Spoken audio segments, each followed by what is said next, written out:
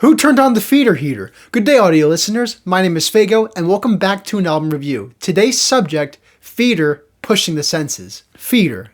A very unique name for a band, isn't it? For those who may not know Feeder, Feeder are a Welsh alternative rock band who broke into success with their 2001 album Echo Park, which of course includes the song Bucky Rogers. However, their entrance into mainstream success was halted after the death of their longtime drummer John Lee. Feeder then decided to make the decision to continue because they felt that John would want them to continue. And in 2002, they released the album Comfort and Sound, which kept their success way going. So now it's 2005, and now we are at Pushing the Senses. And this is the first time where I'm not doing a debut album or an album that catapults a band into success. At the time in 2005 when this album came out, Feeder was well known, but I do think that this album's legacy is very overshadowed by the previous two albums. Pushing the Senses was criticized a lot by critics because they took a Coldplay approach to this, instead of doing their more hardcore alternative rock sound. So going into this, the lead single is Tumble and Fall, and this should not have been the lead single. I'm just going to say that up front, because it's by far the most bland song on the record. There's nothing memorable coming out of the song, the guitar strumming is also very boring. I also think Grant Nicholas's vocals are very boring too. If you were to listen to the song, it just sounds like the entire band was running on 2 hours of sleep when they recorded this. The electric keys in the background stand out like a sore thumb, and not in a good way. Because you're listening to acoustic drums and actual electric guitars, and all of a sudden you get this triplet electric key sound that doesn't really work at all. In my opinion, I think a simple piano melody would have worked better with this. Now, thankfully, this is the only time and the biggest rock bottom on the album. Everything else is a lot better, at least. And the second single from this album is Feeling a Moment, which this song absolutely should have been the lead single. Because it's not only their most popular song on the album, it's my personal favorite too. I remember the first time I heard about this, I was watching One Tree Hill, and spoilers, sorry, but in the episode where Dan Scott's dealership gets lit on fire, I heard this song, and the immediate thing that I heard was the woos and the chorus of this song, and I was immediately like, whoa, what the heck? I Shazammed it, and that's how I found this album. The opening of this song has this guitar strumming that's in reverse, and then there's a tiny break, and then the song explodes into its full peak. Grant's vocals are 100% much better, and the production on his vocals is actually really good when he does the woos, because it's like background reverb too. Not to mention, it's not only the best song on the album, but it's probably the best use of woos that I've heard on a song in a very long time. I don't mean to go back on Tumble and Fall so much, but do you remember when I said that there were electric keys in the background that I didn't like? Well, another song called Morning Life takes a similar approach, but instead of using MIDI keys, it uses an electric guitar instead. The electric guitar riff is better produced on that, not to mention it's a lot more catchy too. But I will say, on a side note, the riff sounds like something straight out of a Minecraft soundtrack. It's a catchy song, and Grant does really well with his harmonies on the chorus. The song's theme is about forgetting about yesterday and focusing on today, because the song is called Morning Life. It's like you wake up to the intro of the song, and then Grant is telling you, hey, morning life is here, and today is here.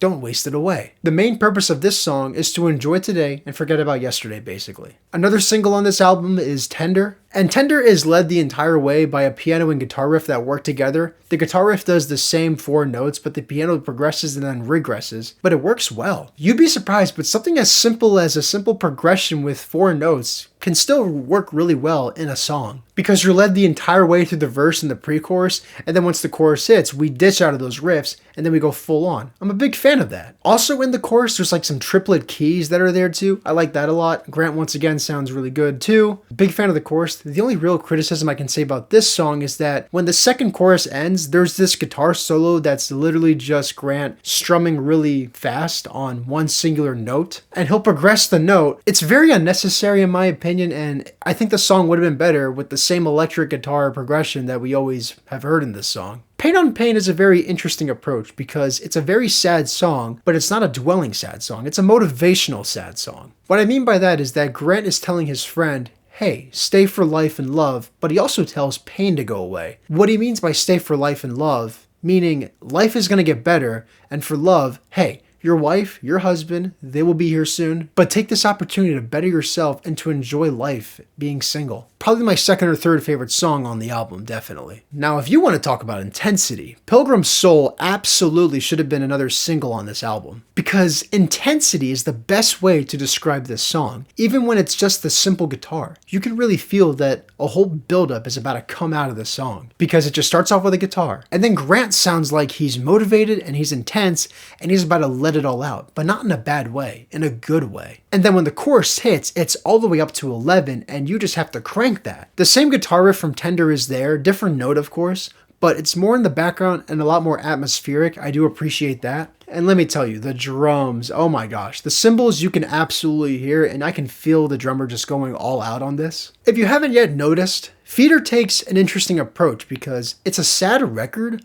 but it's a motivational sad record. They identify what is wrong, but they motivate themselves to get out of that feeling and focus on today. Morning Life, for example. Now, when Feeder released their album Comfort and Sound, it was dedicated to their drummer John that passed away. But I also think that this album is also dedicated to him, based on the kind of content that we're given. Taking that similar approach, Bitter Glass. Very interesting title, by the way, but Bitter Glass is another frustrating song if you can hear it. Because Bitter Glass sounds like you're talking to a friend and he's venting to you. He's telling you all of his problems. And you're in disbelief because Grant literally says, "What are you saying? You have nothing to live for." It's like he's telling him back, like, what do you mean you have nothing to live for? You have all this good in front of you. It's like Grant was blown away by what he was just told by his friend. The progression and the riffs in the chorus I thought sounded really good, and of course Grant's vocals, still really good also. It takes the same approach to Pilgrim Soul, and I'm a big fan of it. Now the final song is Dove Gray Sands, and I love this song. It takes away the anger and the intense approach that they had with their other songs, and they make it more calming. It's kind of cool that this is the closer because the song feels like an epilogue, like, hey, we were able to help our friend, he feels a lot better, and now we can enjoy the rest of the day. Because we have a guitar riff, we have pianos, we have a bunch of different types of MIDI instruments that blend in well together. And the acoustic guitar riff is just a D and D sus chord going back and forth, but it's so beautiful. Like I said about the different varieties of instruments and synths, it's very atmospheric. And the vocal production on Grant is really good too, especially in the bridge when they raise up the reverb a tiny bit. It's a pretty good closer because after addressing all the dark thoughts that our friend was going through, or that we were going through, we can relax now. All in all, a very, very solid way to end an album. So that's Pushing the Senses, and like I said, this album is in the direct center of their discography. Now, like I said in the beginning, I like to review albums in chronological order based on their debut or what album drove them to success. But this album is very important because it's very overshadowed by the previous two records. And also, if you really think about it, Echo Park was their mainstream hit, Comfort and Sound continued the path, but Pushing the Senses is never talked about anyway.